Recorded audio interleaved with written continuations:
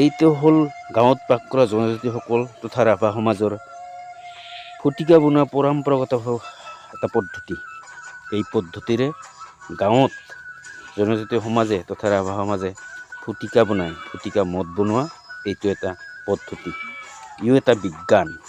ইয়াৰ বিশ্লেষণ আজিলৈকে হোৱা নাই যদিও ই এটা বিজ্ঞান। ইয়াৰ যি গুণগত মানদণ্ড এই সম্পৰ্কে আমি বিশেষ নকওঁ।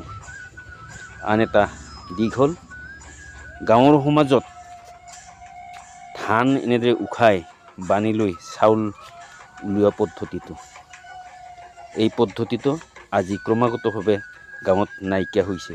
কাৰণ মেচিনত ধান বনাৰ লগে লগে উখাই লৈ ধান বনোৱা পদ্ধতিটো জনপ্ৰিয়তা কমি গৈছে। ঢেঁকীত বানিবৰ কাৰণে এনেদৰে উখাই ল'লে চাউলবোৰ নাফাটে বা নাভাঙে, সেয়ে উখাই লোৱা পদ্ধতিটো ঢেঁকীত বানি থকা সময়ত যথেষ্ট জনপ্ৰিয় আছিল।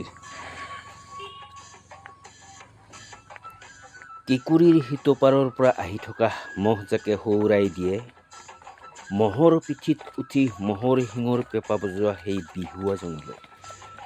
সৌৰাই দিয়ে মাঘ বিহু বা বহাগ বিহুত খাটি মহৰ দৈ গাখীৰ খোৱাৰ কথা।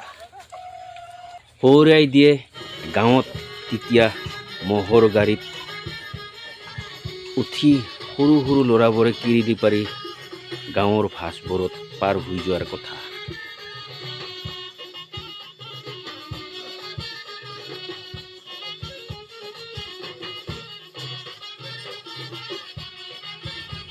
ক্ৰমান্বয়ে মহৰ জাকবোৰ নোহোৱা হৈ যাবলৈ আৰম্ভ কৰিছে। এনেদৰে গৰুৰ জাকবোৰো গাঁওবোৰত ক্ৰমান্বয়ে নোহোৱা হোৱা যেন আমি অনুভৱ কৰিছোঁ। এয়া চান্দুবি এলেকাৰ কঁঠালগুৰি নামৰ এখন ঠাইৰ গৰুৰ জাক। এনেদৰে গৰুৰ জাক গৈ থকা দৃশ্য সঁচাই নান্দনিক। এইখন গাঁৱত গৰু পোহা এটা জীৱিকাৰ পথ। গৰু আৰু মহ পালনেৰে জীৱিকাৰ পথ সন্ধান কৰা এই গাঁওসমূহ চান্দুবি এলেকাৰে হয়। ক্ৰমান্বয়ে এনেদৰে গাঁৱত গৰুৰ জাক আমি দেখিবলৈ নোপোৱা হ'লোঁ। তথাপি কিছু গাঁৱত এই গৰুৰ জাক আমি দেখিবলৈ পাইছোঁ।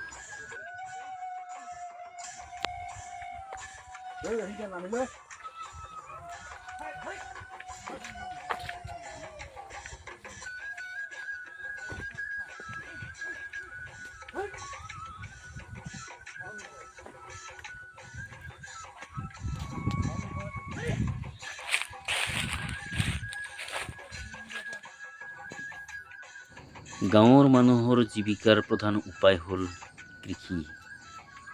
সেয়েহে আঘোণৰ এই খেতিপথাৰত আমাৰ গাঁৱৰ মানুহে কৃষি কৰ্মত ব্যস্ত হৈ থকা আমি দেখিবলৈ পাইছোঁ।